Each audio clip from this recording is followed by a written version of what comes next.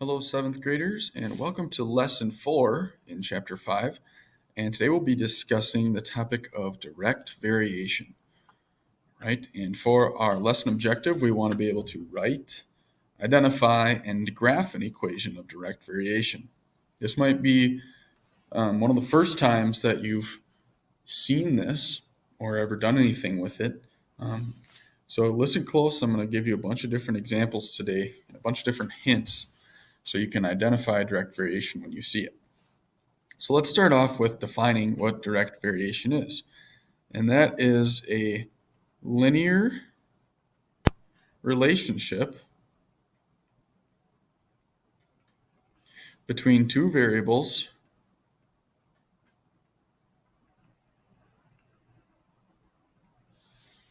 that can be written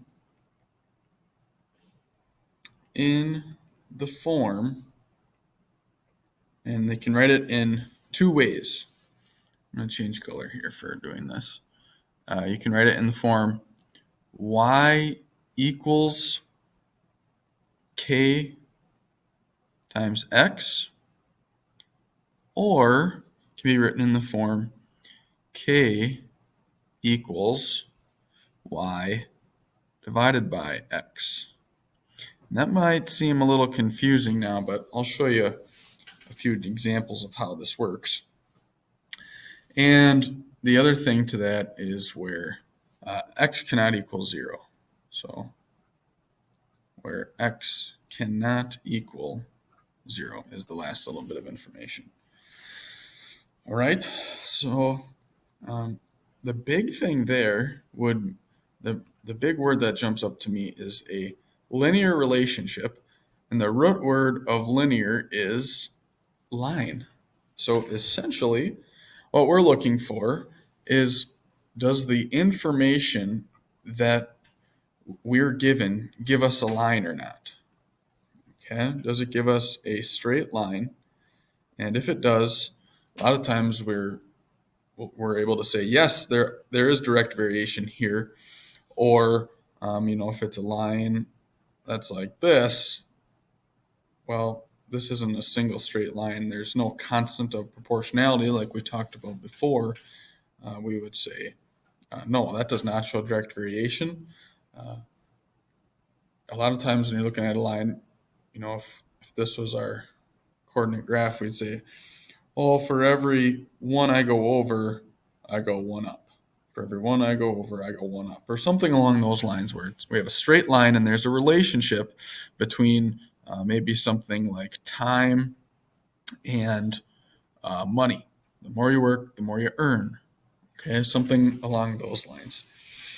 And moving on to the second vocab word, we've got constant of variation, and that's the fixed number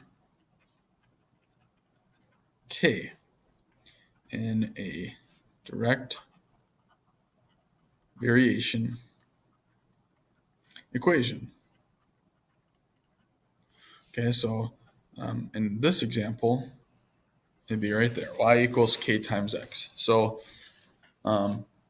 maybe we're talking about how much you earn per hour. So it could be something like y equals 8x. For every 1 hour you work, you make $8 or something along those lines. Okay, a lot of times it'll be a number right here for your constant of variation. How much something happens per amount of time or anything along those lines. It can change from problem to problem.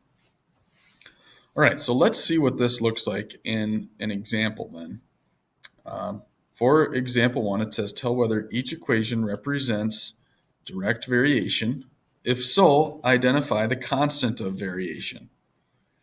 All right, so we're looking to see, does our equation match with one of the two equations that I had written above, where, let me just write those again. I'm checking to see if I get an equation that's y equals k times x, or if I get an equation that is k equals y divided by x.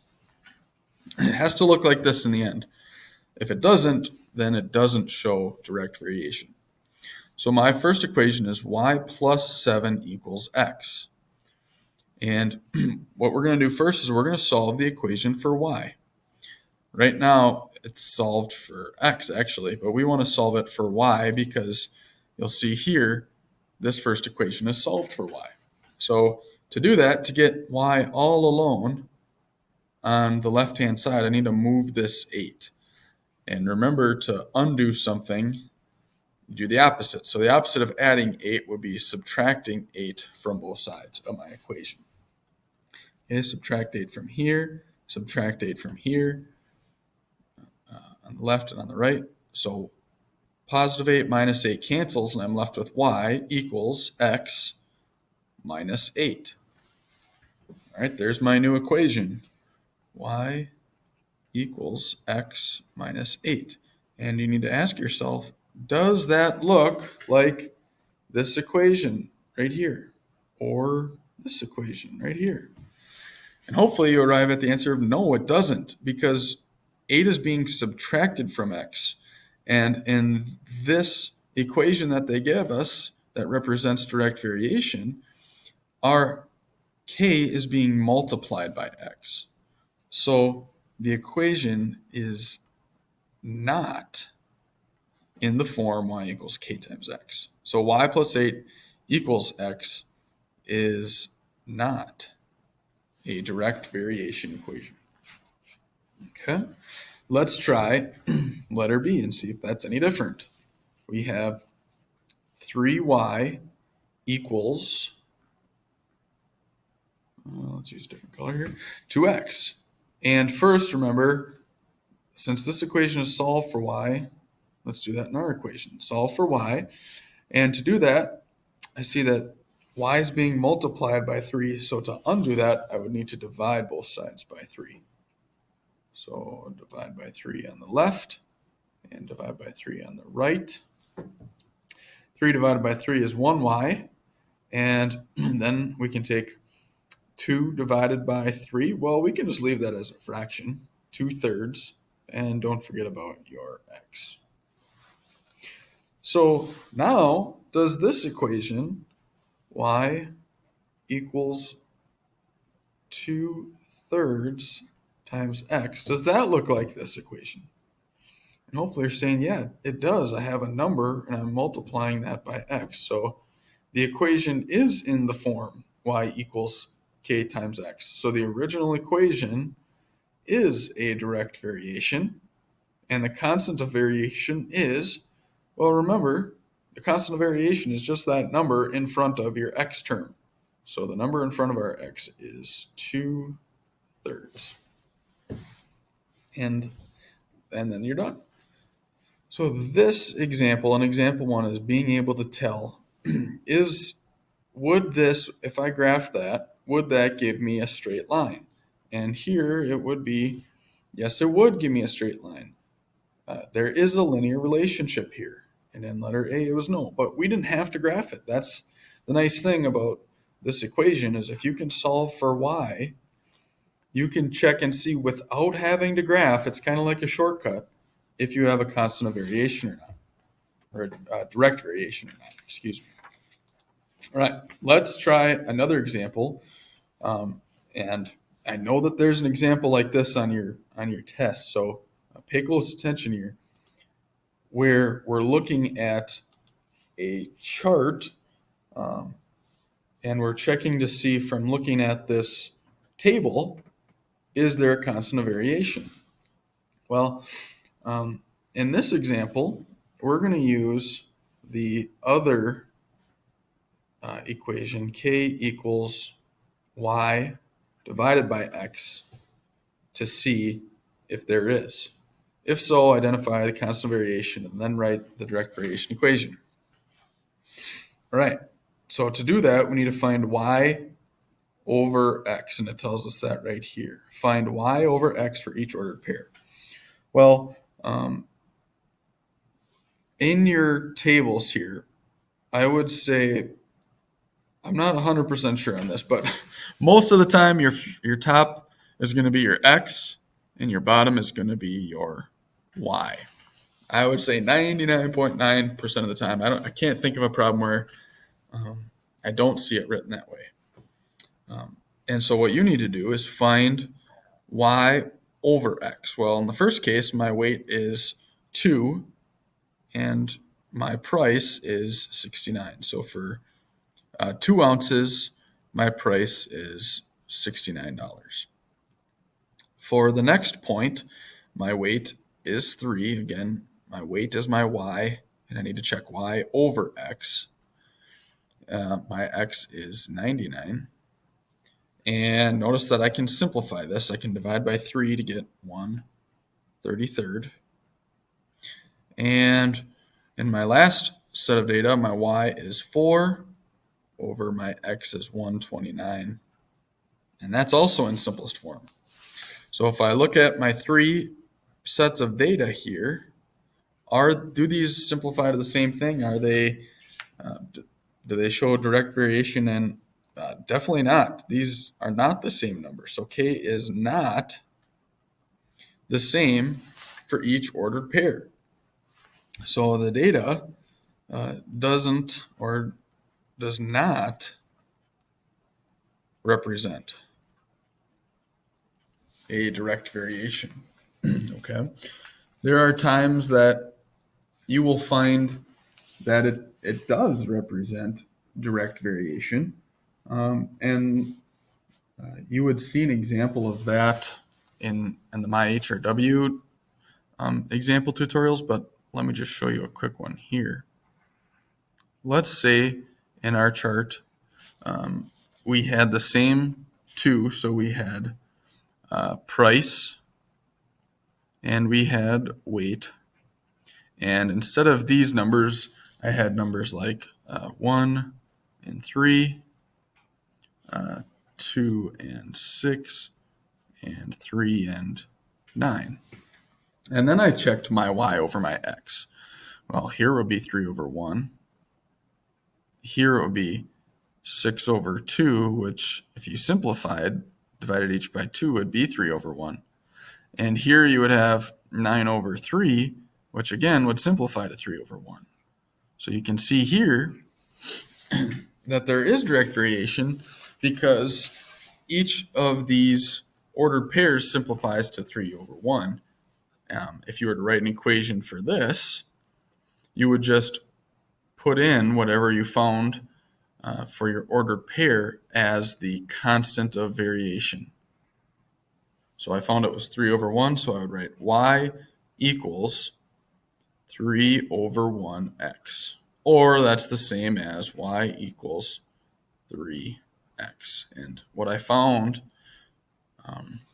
for my pattern is each time my weight goes up by 3, my price increases by 1.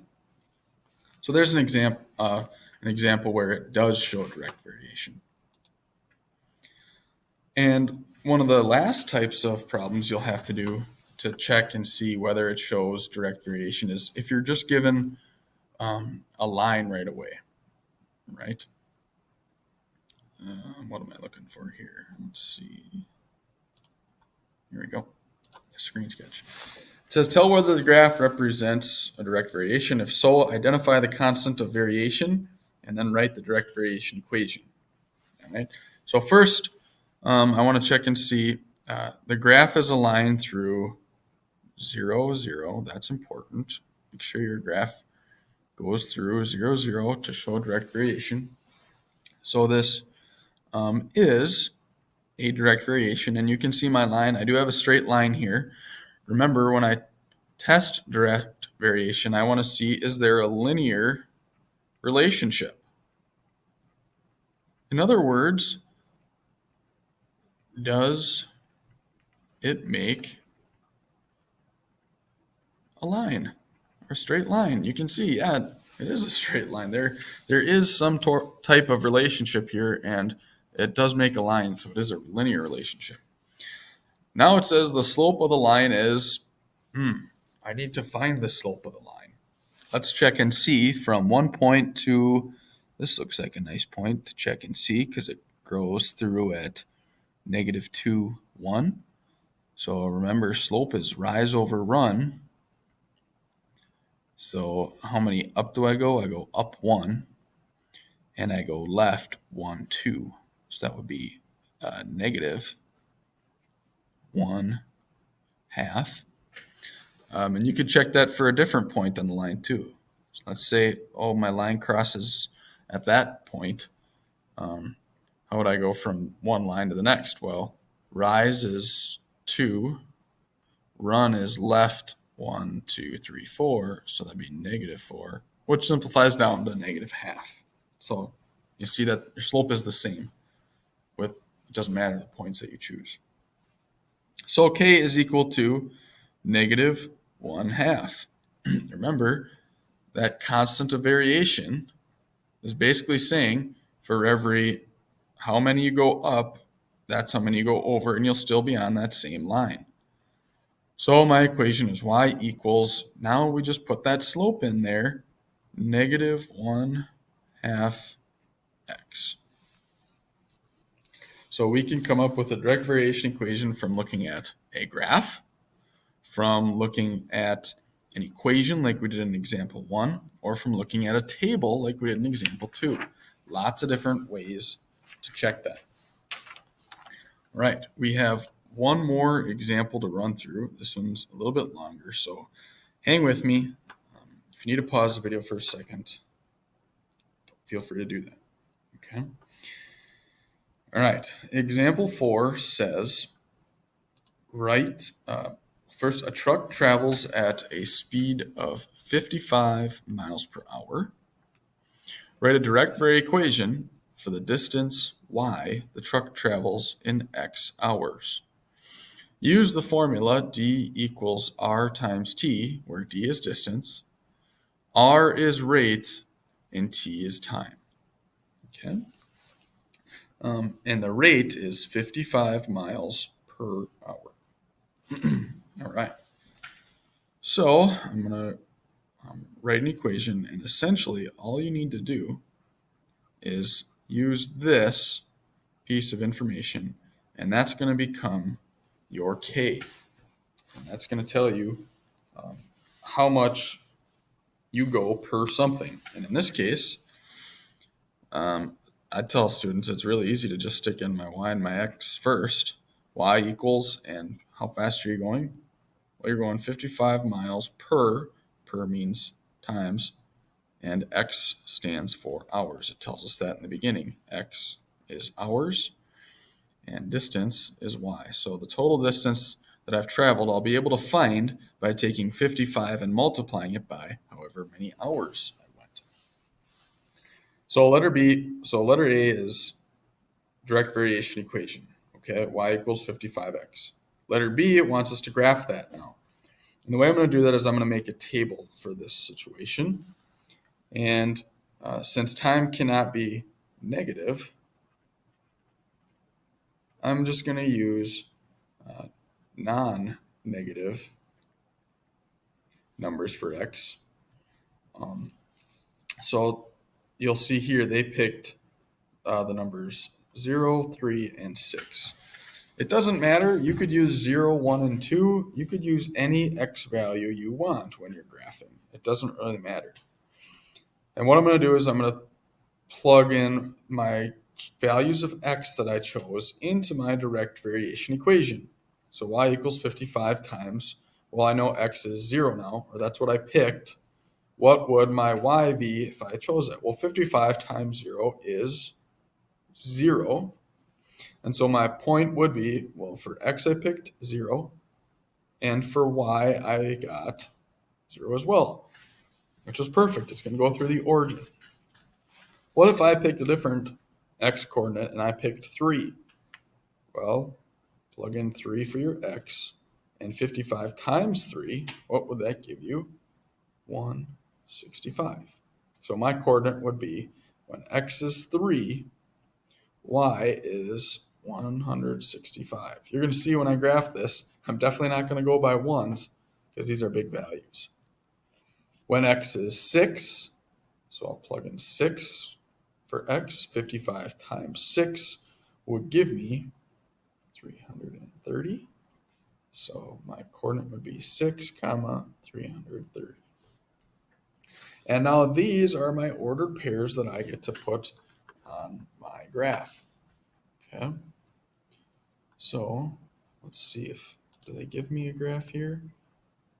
Well, they don't. We'll have to make our own, which is just fine. We can do that. Let me sketch a graph here. If you want to use graph paper for this, feel free, but I'm just going to roughly sketch here.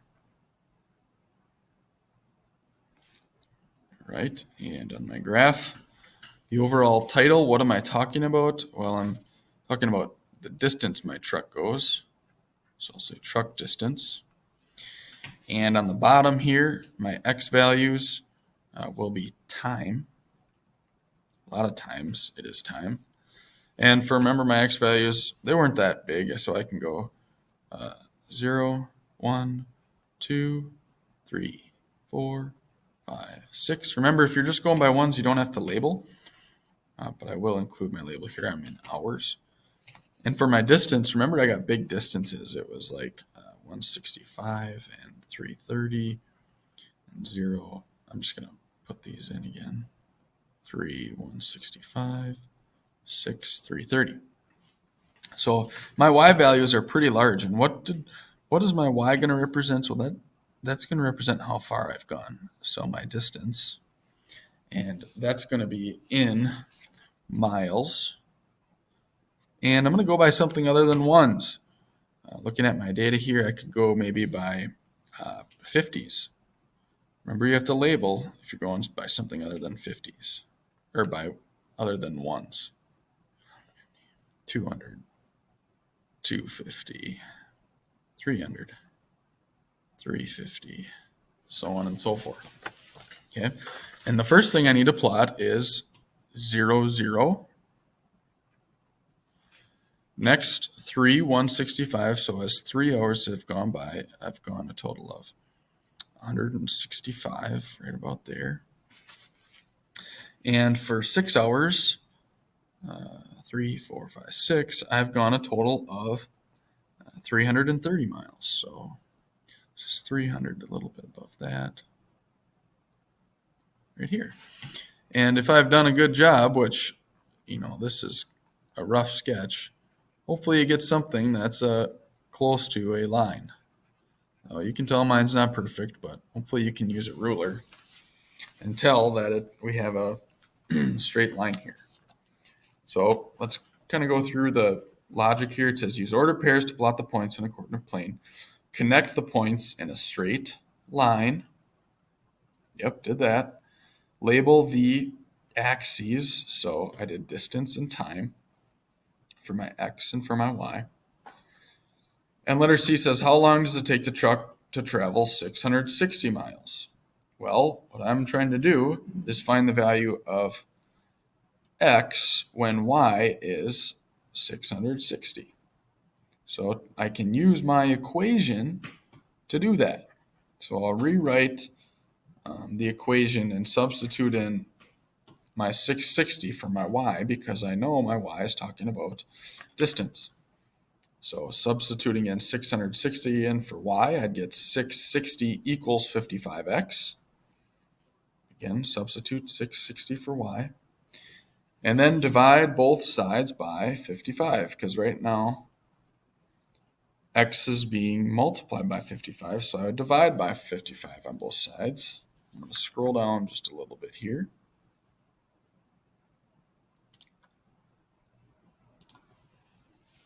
Divide by 55 on both sides.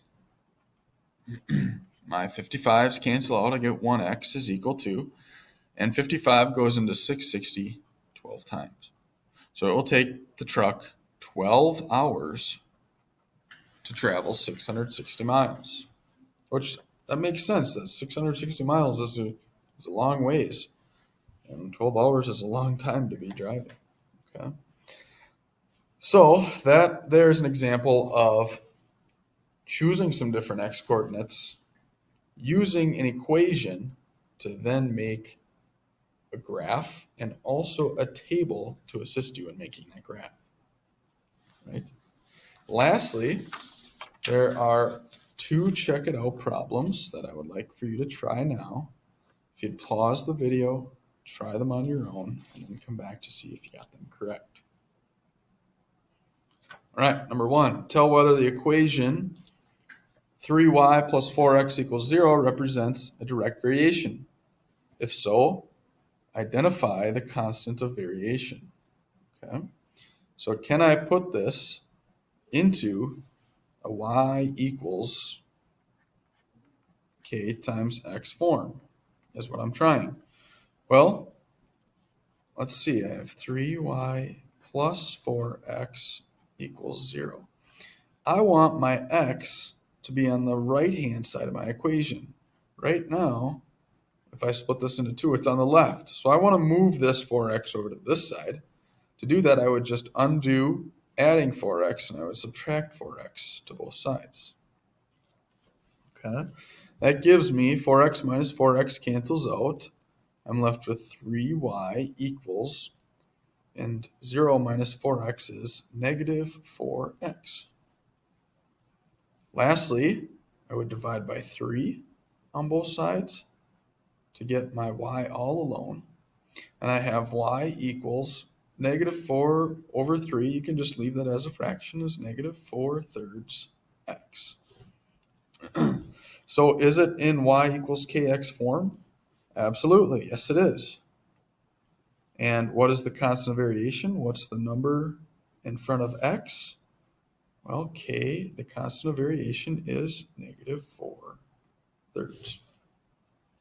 Okay, and then for number 2, it says tell whether the set of data represents a direct variation. If so, identify the constant of variation, and then write the direct variation equation. Okay, so you can check that by doing, remember we did y equals, and it was, k equals y over x. Okay, and in this situation, I'm okay if you do either way. If you take your tickets, your $37.50, and you divide it by 5, so you can find out how much it is per ticket. That's kind of the way I would tackle this problem. So in this case, I would call this my y, and I would call this my x. And I know I said it was different before, but a lot of times you want to know how much it is per one ticket. I know it's $37.50 for 5 tickets. How much money would it be for 1 ticket? Well, to get from 5 to 1, you just divide by 5, or you can just look at this as a division problem. $37.50 divided by 5 would give you $7.50 for 1 ticket. Let's see, is that the same for this? Well, if you got a calculator handy, take $67.50 and divide that by 9, and you'll see that that is also $7.50 per ticket. And then check the last one. 105 divided by 14 gives me, again, $7.50 for 1 ticket. Again, this is kind of a nice little crossover from unit rates, which we just practiced not too long ago. So, tell whether it represents direct variation. Yes, it does. Because, and then let's write our direct variation equation. Y equals k times x. What is this number? How much is it for 1 ticket? For 1x, well, it's $7.50 per 1 ticket for each one of these sets of data, right? So, yes, your equation is y equals 750x, and the k is equal to 750. All right. Direct variation can be a little tricky at first. Again, keep in mind, you're looking to see, does it make a straight line? And then you have to be able to look and see from an equation, if it's direct variation, so doing a little bit of algebra, and also using a table. I would highly recommend going to my HRW tutorials to check out a few more examples of these in your online textbook, because it's not something that tends to click right away for students. It can be tricky. Okay, so see some more examples, get some more practice. Let me know if you have more questions. I'll do my best to help. That's all I have for today. This is the last section in Chapter 5, so be thinking about studying and reviewing here coming up your Chapter 5 test on graphs. I'll see you next time, 7th grade.